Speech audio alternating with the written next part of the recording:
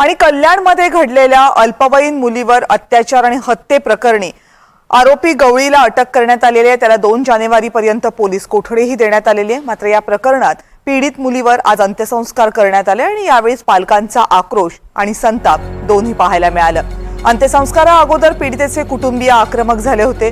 पार्थिवावर अंत्यसंस्कार करायला खरं तर कुटुंबियांनी नकार दिला होता, पण मुख्यमंत्र्यांशी बोलणं करून द्या अशी मागणीही केली होती। हे प्रकरण फास्ट ट्रॅक कोर्टात चालवणार असल्याची माहिती आणि सूचना मुख्यमंत्र्यांनी केल्या आणि या प्रकरणामध्ये विशेष सरकारी वकिलांची नेमणूक करण्यात आल्याचं आश्वासनही डीसीपी अतुल झेंडे यांनी दिलं। त्यानंतर आता मुलीवर अंत्यसंस्कार करण्यात आले। या संदर्भातली आणखीन माहिती जाणून घेऊयात आपले प्रतिनिधी अमजद खान यांच्याकडून। अमजद, या मुलीवर अंत्यसंस्कार करत असताना पालकांच्या प्रतिक्रिया काय होत्या, भावना काय होत्या? कविता, लैंगिक अत्याचारातील जी पीडित मुली आहे तिचा मृतदेह आज तिच्या कुटुंबियांना देण्यात आला होता। सकाळी तो मृतदेह त्यांच्या घरी गेला। त्यानंतर पालक नागरिकांमध्ये प्रचंड नाराजी होती।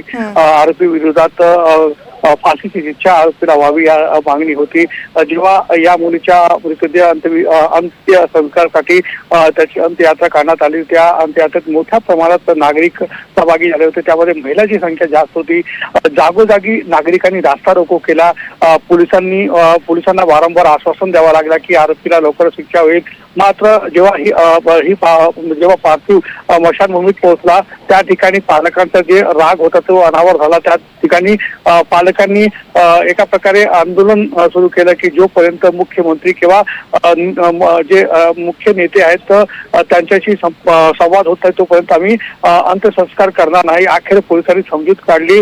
जे कल्याणचे जे डीसीपी अतुल झेंडे यांनी असं सांगितलं की आम्ही या प्रकरणात लवकर जलद गती न्यायालयात खटला सुरू करतोय, सरकारी वकील देण्यात येईल आणि या विशाल जो गौरी जो नराधम आहे त्याला लवकरात लवकर फाशीची शिक्षा होईल हे आम्ही सुनिश्चित करतोय। त्यानंतर कुठेतरी जे नातेवाईक आहे मुलीचे आणि जे इतर नागरिक होते ते जरा शांत झाले आणि त्यानंतर या पीडित मुलीवर अंत्यसंस्कार करण्यात आला। कविता, धन्यवाद अमजद, तुम्ही दिलेल्या सगळ्या सविस्तर माहितीबद्दल। तर पीडितेच्या पार्थिवावर अंत्यसंस्कार करण्यात आलेत। पालकांना आश्वासनं देण्यात आलेली आहेत की खटला फास्ट ट्रॅक कोर्टातच चालवला जाईल आणि आरोपीवर कठोरात कठोर शिक्षा देण्यासाठी प्रयत्न केले जातील।